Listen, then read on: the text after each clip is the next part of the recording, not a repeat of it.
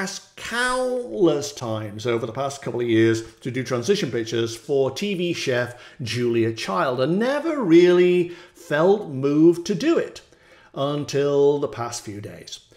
My theory is that all the people I have on my list for transition pictures, all the people you suggested, are standing in line out of sight around a corner. And they appear one by one when the time is right. So I have no idea when they'll be ready.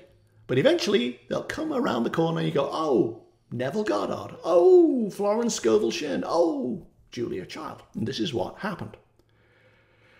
Julia Child was a phenomenon in her day. She came from a very rich family, actually, and so, ironically, she never had to cook because they had a cook already in the household. She only really became interested in the topic when she met the guy who would become her husband, Paul Child. He introduced her to French cuisine. Also, ironically, she never wanted to write cookbooks. She was interested in being a novelist. And that simply didn't work out. In the end, in 1961, she wrote a book called Mastering the Art of French Cooking, I think it was called, and went on American public television to promote it and did some kind of omelette demonstration, which was such a hit with viewers that they gave her her own show. She became a TV anomaly, but also phenomenon, and was beloved by viewers all over the world. They even made movies about her, one of them starring Meryl Streep.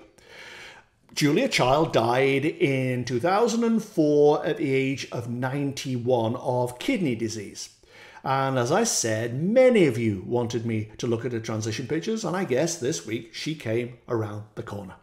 So when I went into the energy of Julia Child, there she is, she seemed to be walking along a tightrope. This will be the last few months of her life, but it really wasn't a tightrope. It was simply a narrowing of the path. Straight ahead was the dark tunnel that represents the crossover point where people transition into the afterlife. It's like an interstitial gap between being in form and being formless. As she walked along that tunnel, she was breathless. There was fatigue here, as if she had given her very life force to everything she'd done. I am assuming she was super exuberant, super enthusiastic, maybe even super controlling. But whatever she had been like on the human side, it had left her severely depleted and flagging. And yet, when she got to the entrance to this cave, I always see, it's just symbolic, it doesn't exist, but it tells me what they're feeling like as their consciousness fades. When she got to that opening, she was really high up. And she didn't want to go. There was something about her human spirit that was very, very tied into the path she'd been on. And she wasn't ready to go. She also didn't trust this process. I'm too high. I can't make it. I can't get down there. I'll never do it. And she was breathless. Oh, oh. But you can't stand still. This has a momentum to it. And as I watched her standing at that entrance, there was some kind of plug moving up the tunnel behind her. Death was upon her. And eventually, she simply had to go because the plug arrived and she just drifted down. There was nothing to it. But even then, she refused to get up. She was still exhausted. But again, there's no remaining still in this. You have to submit, no matter how strong your will, you have to submit to the magnetic pull of the process. And so eventually she did and went up this tunnel that I always see. But boy, she was worn out. She had given everything to life. She'd gone at it full pelt. And halfway up the tunnel, something very strange happened. There were, I'm just going to describe them as balls hanging on the end of wires. Hundreds and hundreds of them, like tennis balls.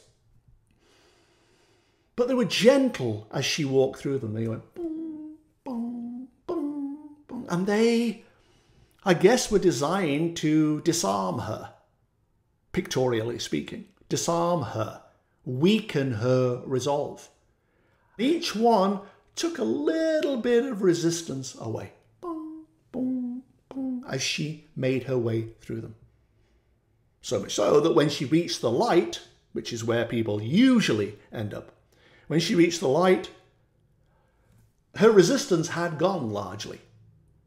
And she stood before it in a completely different frame of consciousness.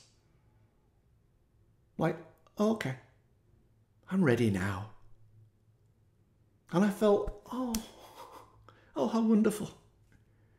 When she relented, when she yielded to the power of grace, it just felt like, yes, you've come full circle.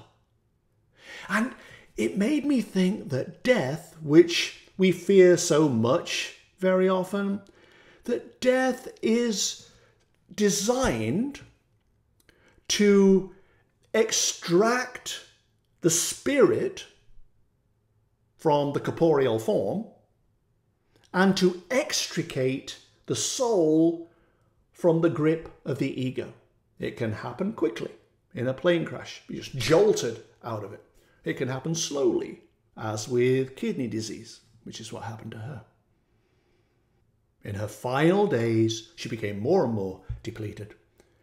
And ultimately, the spirit was extracted. But her ego was so entangled with her soul, and her willpower was so great, her determination, that it took a long time, comparatively, to pull the two apart.